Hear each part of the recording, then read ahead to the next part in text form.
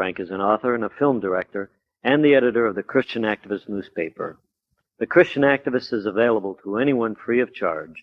Simply send your name and address to the Christian Activist, P.O. Box 740, Mount Hermon, Hermon, California 95041.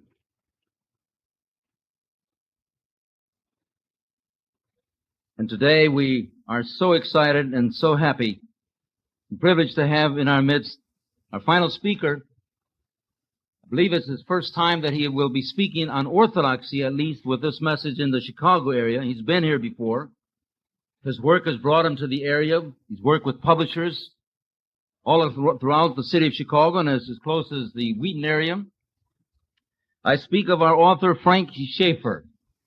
And those of you who are familiar with the works of his father, you remember the name, a much revered name, Francis Schaeffer, in the Protestant world. It was just a few years ago that he gave the final speech or presentation at the Horizon in the culmination of Founders Week, sponsored by the Moody Bible Institute. About a year later, his voice was silenced and he has gone on to be with the saints in heaven. But the Holy Spirit was not finished with the Schaeffer family. And in his son, Frank Schaeffer, who was born in Switzerland in 1952, he was to become, I think, not only presently, but in the future, as he foresees it himself, one of the most dynamic lay spokesperson for the Orthodox faith. He has some interesting concepts and ideas of how he can bring the voice of orthodoxy, the truth of orthodoxy, to a culture that has never been familiar with it. We live in a predominantly Protestant culture and environment. That's where he's from. He's a native of a Protestant world. So he knows the kind of life, their thinking, their culture. And he's in a most remarkable position, critical position, to bring that link between all of these men and women of this Christian faith as well as the Orthodox faith. He's a well-known author and movie director. His latest movie is Baby on Board, a comedy starring Judge Reinhold and Carol Kane, produced by ABC. He has written a number of best-selling books, including A Time for Anger and Sham Pearls for Real Swine, which will be available to all of you at the conclusion of his talk this evening, and he'll be very happy should you purchase one of his books to autograph it for you personally. He just completed his first work of fiction, Portofino, which will be published by Macmillan. It's a humor story about a child growing up in a fundamentalist family. He's also known as one of the most dynamic and sought-after speakers in the United States. He speaks frequently at colleges, churches, and fundraising events on a wide range of topics, including the sanctity of human life, Christianity and the arts, and his spiritual journey to the Orthodox Church. He's married. He has 3 children. Frank lives in Newburyport, Massachusetts, with his wife, Jeannie, and his family.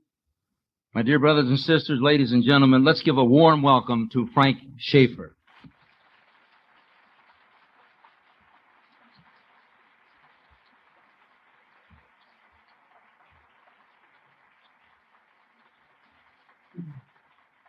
Thank you very much. It's a pleasure to be with you tonight. Thank you for having me. This is a very beautiful church, and I was struck walking in for the service this evening on the beauty of the architecture and the mosaics, and I was telling the father that it reminded me of Ravenna, Italy, and he said that was no coincidence, I think, because the person who did the mosaics had studied in Ravenna. I think that was what he told me. So you're all very fortunate to be here and have this church available to you. Tonight I would like to address 2 topics in one talk and then open the floor to discussion. One leads into the other. I would like to begin by explaining why, somewhat anyway, I converted to Orthodoxy, and then go on and look at what I feel would be some things that you and I, as Orthodox Christians, can do to reach out to the Protestant world in which we live in this country, a predominantly Protestant country, and represent our faith to that world. I grew up in an evangelical Protestant home, and my father was a well-known evangelical theologian and philosopher. And therefore, I had the privilege from the time I was a child of hearing discussions about Christianity and being part of a family that took ideas and its Christian faith seriously. And as I grew up, I was privileged to meet various people who later in life I found had leadership positions within evangelical Christianity, people like Billy Graham and many others who would be familiar to you, who as a child I took for granted were just simply friends of our family and did not know that they had any special meaning outside of being people who showed up occasionally for dinner and would sit around and talk with my father and so forth. As the years went by and I began to live as an adult in this world of ours and began to try to be a Christian rather than just simply thinking about how one became a Christian through a born-again experience or something like this that evangelicals talk about, I began to understand that evangelical Protestantism had not equipped me to deal with life as it really confronted me as a human being and as a sinner and as someone who needed crutches, if you like, moral crutches, since he was a moral cripple, as most of us are who are sinful human beings. And at the same time, I began to look at the divisions and the chaos of evangelical Protestantism around me, and it began to dawn on me that perhaps the situation in which we find ourselves, in which there are now more than 23,000 Protestant denominations, with an average of 5 new ones formed a week, according to the latest United Nations statistics, might not have been exactly what the Lord Jesus Christ intended when he established the church in the New Testament era and when he handed over the keys of the kingdom to the first bishop in the apostle Peter and gave authority to his disciples. As I looked at the culture in which I lived and became involved in such things as the pro-life movement, for instance, which I've been involved with since the mid-1970s, and began to speak on certain social issues such as the evils of abortion in our culture, I began to ask myself some questions. And that was simply, with all the activity and activism and the money spent and the sound and fury of the Protestant movement, why was it that the culture around me was moving diametrically in the opposite direction of any of those social or ethical aims that that movement purported to have?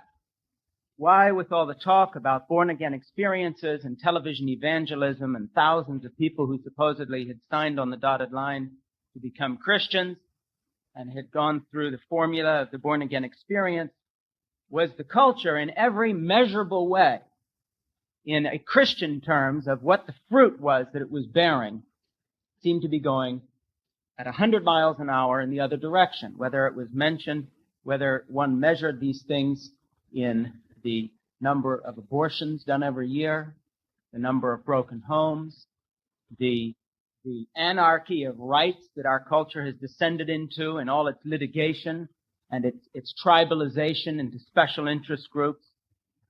Everywhere I looked, what I saw was a society in disarray. And out of these questions, out of these imponderables, I began to question things that I had never questioned before. And simply, my questions began to boil down into a few key areas. And that is that if Protestantism was indeed the best representation of Christianity, why was the culture that came out of the Protestant ethos in both Europe and in North America an absolutely unmitigated anti-Christian, not just unchristian, but anti-Christian disaster on every level on which it can be measured in moral terms? Why, if it is enough to just read the Bible and we need no holy tradition or liturgies, as Protestantism believes, could no two Christians ever agree on what the Bible taught, if indeed the Holy Spirit was leading individuals to understand His Word and they didn't need bishops or priests or holy tradition to interpret it? Why had Protestantism failed to reform the historic church of the Latin West in the Roman Catholic Church and instead simply formed new churches in a great schismatic movement that, beginning with Martin Luther within his own lifetime, saw the Protestant denominations break into 280 separate pieces before he died, in which he literally almost came to blows with another reformer called Zwingli over the idea of what the sacrament of the Eucharist was, in which you have the first reformers not even able to agree on the most basic, fundamental part of Christian worship. Why, if Protestantism was God's answer to the church, had it produced a secularized culture of the likes of which had never been seen on the face of the earth before, in its rebellion against basic biblical principles and morality? Why had it produced 25,000 denominations, none of whom could agree on even the most fundamental things, for instance, the meaning of the sacrament, the meaning of the Eucharist? And why in our own society, in spite of all these born-again experiences and all the charismatic movement and all the hoopla and the church growth, was the culture itself in areas that could be measured, aside from ideology, propaganda, fundraising, and slick television-type presentations, why was that culture moving in diametrically the opposite direction? Why was every abortion clinic dumpster from Toledo to San Francisco jammed with the human remains of unwanted children, for instance, just to ask yourself one question? And out of this thinking came a period of search for me that went on for about 10 years. And by the end of about 5 of those years, I no longer would have described myself as an evangelical Protestant, but I didn't know there were any alternatives. I thought that perhaps, indeed, the church had evaporated, that there was no solution, that it really was every man, woman, and child alone, a special interest group in and of themselves, doing the best they could with their subjective, limited, emotional interpretation of the Bible. Maybe all spirituality was a psychological attempt to feel better, and maybe this is all there was ever going to be. And so I started digging and decided that rather than just toss the whole thing away, I should at least try to find the remnant of the historic church, if there was such a thing. And so I began to read the patristic fathers, and I began to read the desert fathers, and I began to read a little church history, and I began to read books by people like Eusebius, who in the 4th century wrote the first history of the early church, and I went on a little of an investigative journey. And the first thing that struck me in that journey is how curious it was that I had always considered myself a fairly intelligent, fairly educated, fairly, perhaps even better than average informed Protestant Christian about what theology meant and so forth. And yet, the more I read, the more I quickly came to understand that I knew nothing about the historic church. I knew nothing about sacramentality.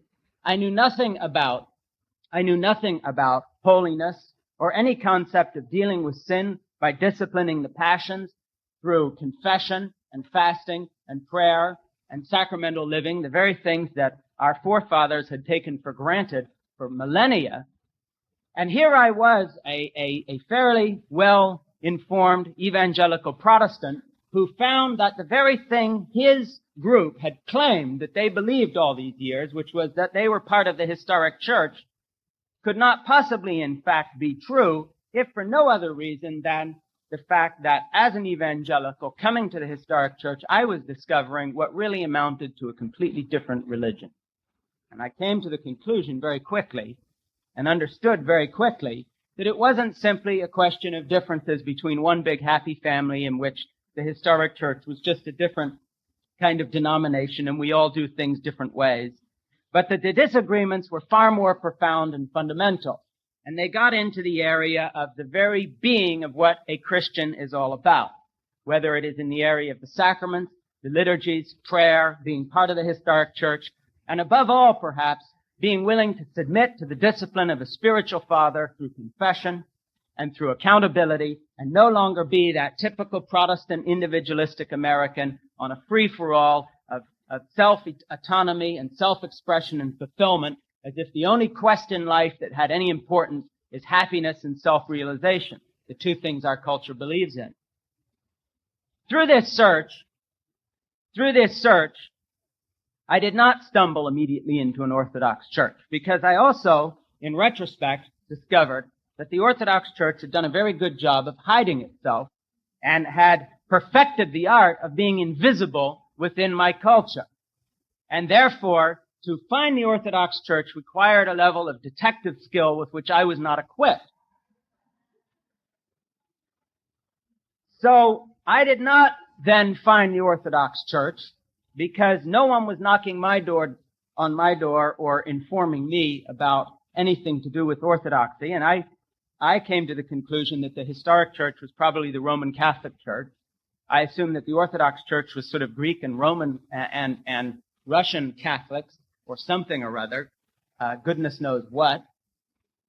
And so I started moving gradually towards becoming a Roman Catholic. And for about 3 years was seriously studying in preparation to perhaps be catechized and join the Roman Church. But what was interesting in hindsight is I came up to the threshold a number of times and always drew back. And in hindsight, I didn't know then, the very things on which I choked, as it were the exact differences between Orthodoxy and Catholicism, which now I understand much better, having done a bit more study. For instance, the issue of papal infallibility, the lack of collegial responsibility for the church among the bishops, strange 18th, 19th, 16th century additions, whether it would be the Immaculate Conception or the bodily Assumption of Mary into heaven, the whole theology and dogma of purgatory. These little things bothered me, not just as an ex-Protestant, but simply on the basis of the historic record of the early church. For instance, when one reads Eusebius, and one finds that in the year 150, and before that in the year 80, and then again in the year 200, different councils were called to, in fact, rebuke and rescind orders from the Bishop of Rome, with which other bishops disagreed. And the historic church I studied simply did not have a centralized Roman papal authority. It had a Roman bishop. It had a bishop in Antioch and in Alexandria and so forth and so on. And these people shared collegial responsibility. And what I found was that the history of the church did not bear witness to the Roman Catholic tradition, although, of course, the Roman Catholic tradition is legitimately part of the historical church in the sense that they have maintained an ontological reality of apostolic succession. And yet, as you dig back, there were big gaps that I found and was not satisfied with. And so, for another year or so, I kind of went into limbo, being betwixt and between, now sure what I was not anymore, but not sure what I was or ever could be. And then, fortuitously, I ran into a number of people who had become Orthodox. And my best friend, who's a movie producer in California, who I had produced probably 25, 30 hours of documentaries with and 2 feature films with, converted to Orthodoxy. And on a completely separate journey from mine. And one day he called me and he said, with all this reading you're doing about the historic church, have you looked at the Orthodox Church? And that, and the fact that I began to run into things by Schmemann and others like that, started reading Callistos Ware's books, and so forth. All of a sudden, it was as if the shutters in a dark building had been thrown open and the light poured in, because I had done my homework and I recognized the authentic church when I found it. So it was not a sudden conversion, it was a long journey. But there was a point in that journey where I needed to be shown the authentic church, and the rest had already been done, as it were, as a work of faith. And at that point, I had some friends who lived out in California at a church called St. Peter, St. Paul in Ben Lomond, which is an Antiochian church, whose priest is one of those evangelicals that was converted a number of years ago, along with Father Peter Gilquist, who I believe has actually spoken here in the past. And I went out there for about 2 weeks to a place called St. John of Kronstadt House and spent my time getting those remaining essential questions answered and doing some more reading and going to liturgies and services and other functions there. And when I came back, I realized that although all my answers were certainly not in place, and although I still had a lot of questions, I certainly knew one thing, and that was that I was on my way to being Orthodox, And having wasted essentially the first half of my life, I decided to not let the grass grow under my feet. So I looked in the yellow pages of my Newburyport phone book and found the Orthodox Church was listed. Called up the priest, said, "Are you an Orthodox church?" Yes. What kind of Orthodox church? Greek Orthodox church. Well, and I knew nothing about it. So I said to him, "Well, does anybody in your church, if you're a Greek Orthodox church, does anybody in your church speak English?" Knowing nothing about this. And he said, "Well, yeah, I speak English, and you're talking to me, aren't you?" Basically. So I invited Father Christopher Festukas over to my house for lunch, and he came in and must have been very surprised because he sat down and basically I related to him what I've talked to you about tonight, but at more length and with more personal detail, and said, I want to join. How do you do that? And he said, "Well, you get chrismated." I said, "Well, just tell me where to sign. I'm all set." So he then was very wise and very compassionate in that he said to me, "How does your wife feel about this? How does your family feel?" I have teenage kids at that point and so forth. And right away, of course, I saw a big difference between his approach and evangelical Protestants who would have had me down on my knees doing whatever the jive was to get me into the fold then and basically, let his family be damned. We got one anyway, So he was not pushy, and he did not try to sign me up on the spot. And rather, we entered into a lovely conversation, and I started attending that church, and a little while after that, my wife started attending with me and so forth, and it was a very comfortable situation, and we were well received and adopted by the church. And what was interesting is neither my priest nor the church for the first year I went there had any idea that I had any particular theological interests. Certainly had no idea that I'd written some books on related topics or that I'd had a father who was well known or anything like that. So we were received literally off the street as anyone who came through the doors would be, and basically were adopted on the spot, no questions asked, in a manner which was just exemplary, absolutely amazing. And I've never been received by any group of human beings in such a way, either people I've worked with in the past or people I've met or anything like that. So it was a very comfortable situation, and I was chrismated, and my wife followed several months later, and my children followed in turn after that. And so our whole family came into the church, and we are now all Orthodox. That's the personal side of the story. Now, the part I'd like to dwell on a little further with you this evening, and then talk about what I mentioned earlier, which is the idea of what Orthodoxy perhaps can be in this country, not in terms of what it is, but just vis-a-vis the Protestant community, which I know a little about, because I certainly know nothing about Orthodox spirituality, but I can tell you a little bit about the need in the Protestant community. I think that there's something I would like you to consider tonight. And this comes from me primarily as somebody who works in the media, as a movie director and as an author, someone who has studied our culture somewhat and worked within it. And it is a burden I have in the sense of sharing with Orthodox Christians before I get on to the second part. And that is, I do not think that the Orthodox community that I have come to know, as I have done some speaking and some talking and reading, fully understands and properly reacts to the culture around it. And what I mean by that is I believe that the Orthodox Church came to this country first as an immigrant church, grateful to be taken in by the Protestant majority without being molested, grateful to be given some breathing room, grateful to be allowed to function, often persecuted, derided, ridiculed in many instances, given a hard time, had to fight their way through the American system. And in that process, I believe many Orthodox Christians have inherited today a spirit of simply being good citizens, keeping your mouth shut, going along with the consensus around you, not looking too hard at it, and certainly not standing up and doing that most dreadful and un-American thing, and that is saying, we have the truth and you don't. Because Orthodox Christians have thoroughly absorbed the American myth of pluralism, and that is that there is no absolute truth.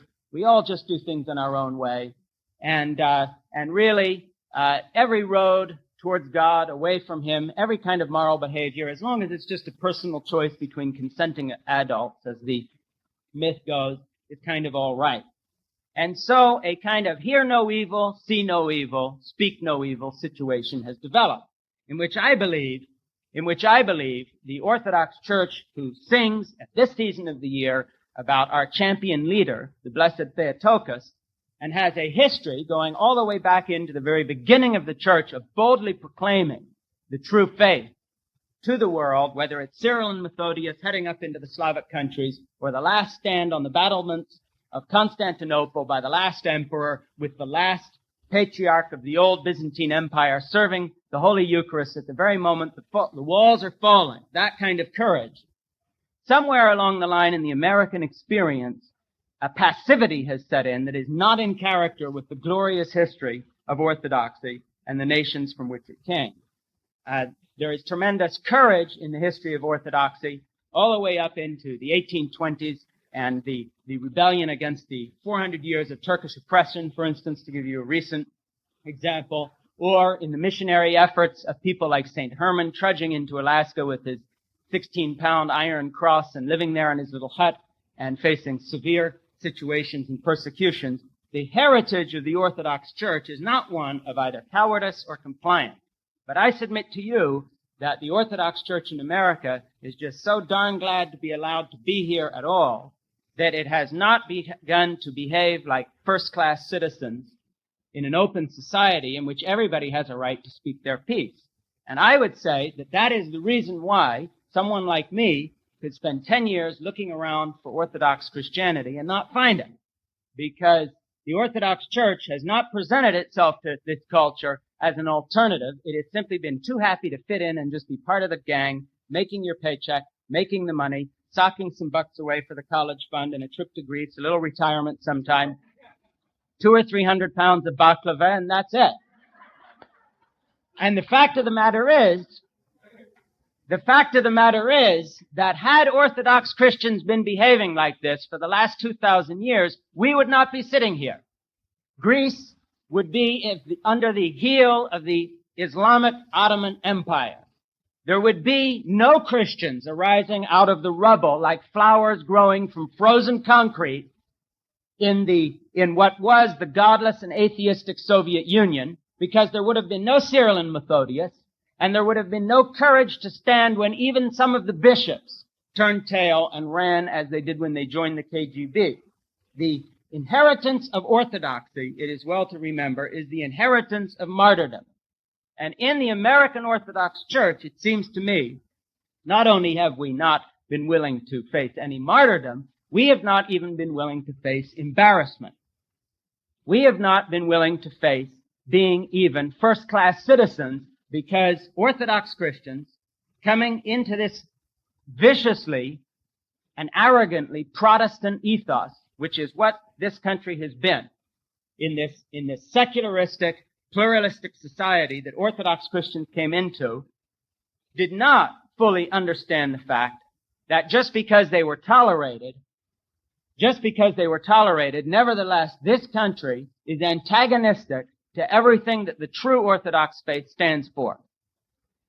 I will tell you a personal opinion, and that is that I believe that the Orthodox Church, in a sense, has fared better in the Soviet Union, in that there, at least, the authorities had the respect for the faith that creates martyrdom, in that even if it is a very left-handed compliment, it is nevertheless a compliment to put somebody against the wall and shoot them for what they believe, because at least you are telling them in a very strange and nasty way that what they say matters.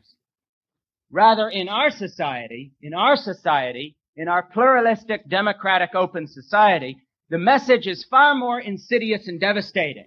And that is the message of pluralistic Protestant America, divided into 25,000 denominations, is not only will we not shoot you, Sure, you can go open your restaurant. No problem. Because the fact of the matter is, since all religions are equally true, none of them really matter. And the only real game in town is politics. And that's the American reality. Religion really doesn't matter. The churches are full, sure, because Protestantism reduces Christianity to nothing more than a personalized internal experience. An experience that bears no relationship to the world outside it because it's lost the sense of sacramentality, has no icons, is merely a worship of spirit as if we were Buddhists, has no sacrament, does not see that Christianity must apply to all of life in the way that, for instance, Chrysostom preached that marriage was a sacrament and therefore holy, to take one example. And instead, what we have is this personalized internal religion that as long as you're doing your thing and aren't trying to make me do anything, that's fine. So you be an Orthodox, and I'll be a snake oil salesman, and we'll all get on fine together because the only real thing we have to agree on is politics and money. And as long as we do that, you go your way and I'll go mine, and nobody stir up a ruckus if there's 1,600,000 babies being ground up in garbage disposal units every year in this country, and nobody make too much of a fuss if 50 and then 60% of all marriages end in divorce. And let's not kick up too big a ruckus if literacy rates drop below those of the 1870s and a permanent underclass emerges in which we have now a new slave plantation called the welfare state. Let's just all keep our mouths shut and be good Americans and get on with whatever it takes to get on with, because one thing that is impermissible and unforgivable in American society is to say, I'm right and you're wrong. You've got to both be right about everything at once. Our country only has one absolute, and that is, thou shalt not get in my way. And it only has one creed, and that is, I have the right to feel good. And I have the right to self-realization. Don't get in my way. And so what this culture doesn't want is a bunch of bishops and priests coming along who say, we have a direct apostolic historical link to Christ. This is the truth and the way, and all other paths are false.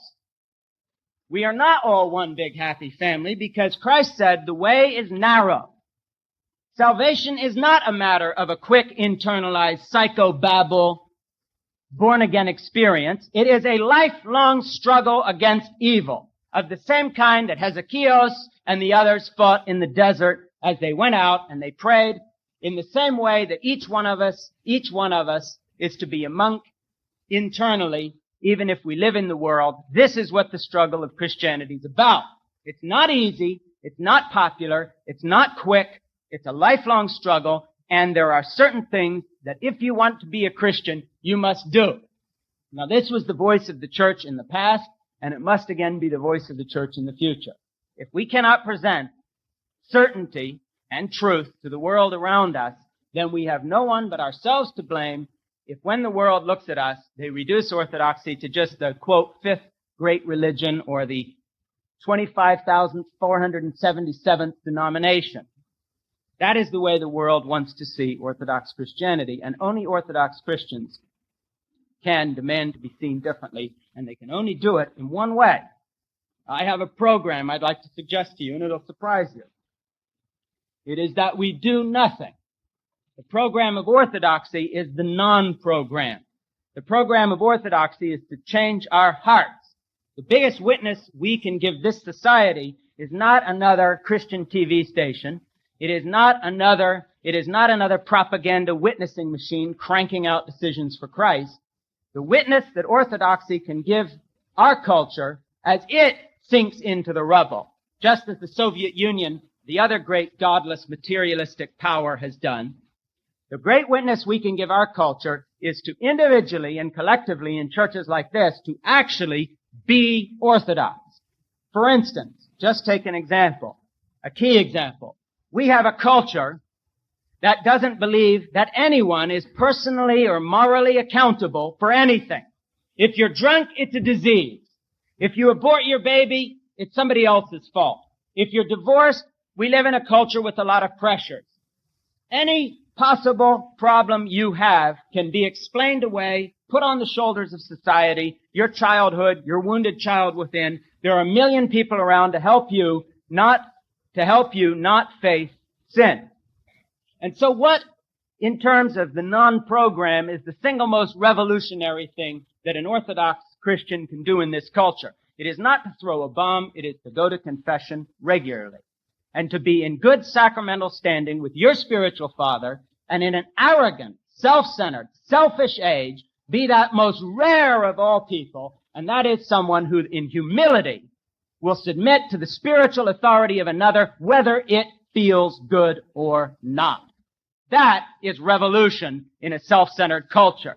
That is war on the tyranny of self, fought in the only way Orthodox Christians can fight it, and that is by dismissing self from the throne of our being and replacing Christ on that throne. And we, unlike Protestants, are not orphans wandering in the desert with no one to lead us.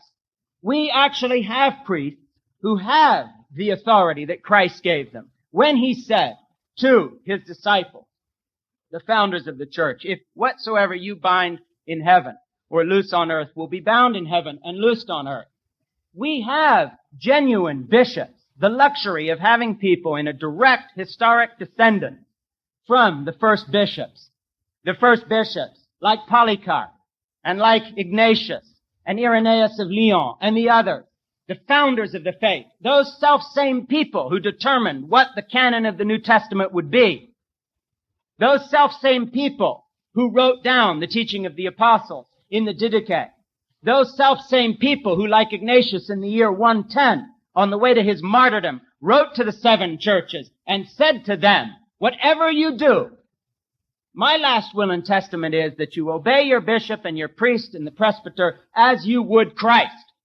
Because he foresaw in his prophetic moment of martyrdom that the greatest threat to the church is chaos and schism, but above all, it's the arrogance of the individual who will always try to place himself above God. And the way we do it, as Orthodox Christians, is by thinking that our little social club that we call our churches is somehow the point of the whole exercise, rather than the tools that the church has given us in its wisdom and mercy through the ages, such as, just to take this one important thing, the sacrament of confession, without which you cannot be in good standing, without which you should not be taking the sacraments, without which Orthodox Christianity is reduced to a farce. Because, in essence, by ignoring those weapons the church gives us, we step over the line into the pagan and the Protestant world, and we simply reduce our churches to Greek and Russian social clubs in which we get together to eat ethnic food and sing pretty songs. Because the hard part of the work is in submitting our 20th century arrogant, democratic, pluralistic, self-centered persons to the discipline of the ageless church. That is the program. That is the revolution. The revolution is to be Orthodox in a culture that makes it harder for us to be Christians and Orthodox, perhaps than the Soviet Union did for the little ayahs, the old ladies who emerged from the rubble when all else crumbled around them. But the reason they emerged was not because of a slick Protestant-style evangelistic program, not because they were well-funded or even led.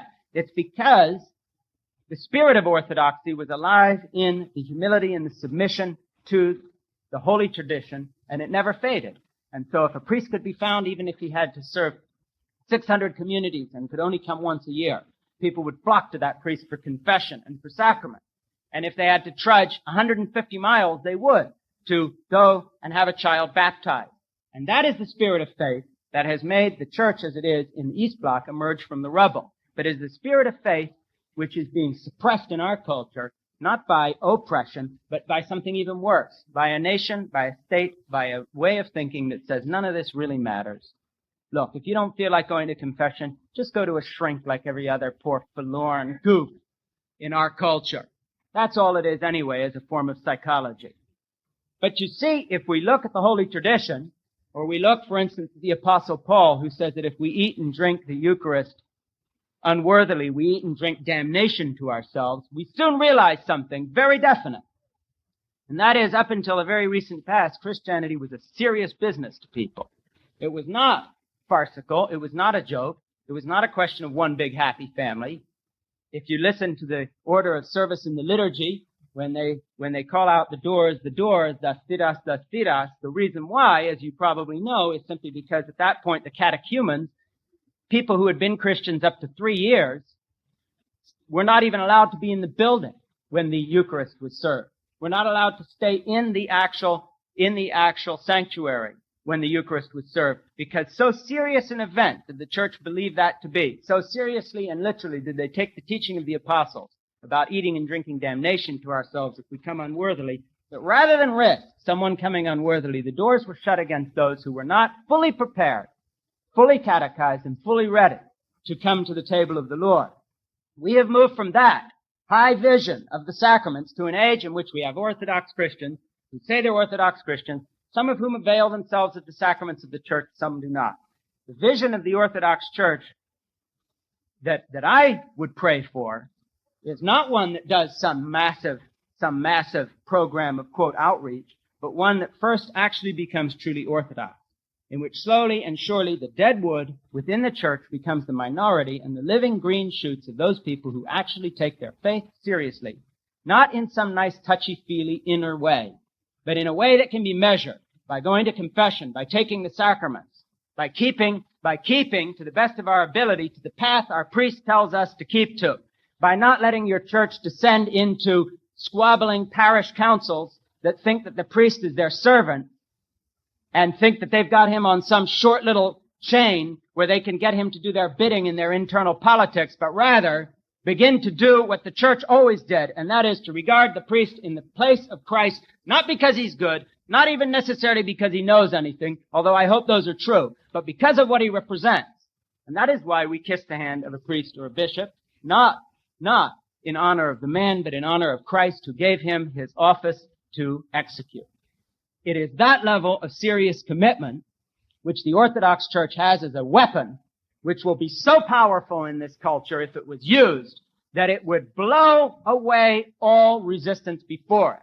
Because our nation would finally be faced with something, and that is a group of people who put truth and what was right above politics and materialism, and again established the idea that has never been seen on the shores of this land, and that is that there are certain non-negotiable absolutes, that there are lines in the sand over which certain people will not stand, or step, or accommodate themselves or the culture around them. That is revolutionary in a pluralistic culture. To just be one more drum-beating guy on the street corner preaching, to go out with some crazy huge program, to try to fix the culture by political means of doing good, to think that the Orthodox Church needs some technical study by some laity society on how to reorganize and be effective as if we were just IBM figuring out how to redistribute our employees and be more efficient. Excuse me, but it's bullshit. Because the world will out-organize you every time. If you think some laity society on one weekend a month could get together to out-organize the ACLU, the National Organization of Women, the Democratic and Republican parties, NBC and CBS, and our educational establishment and the teachers' unions, you've got to be kidding. But the one thing we can do that no one else can do is not be efficient, but be holy. Not be clever and modern, but be sacred.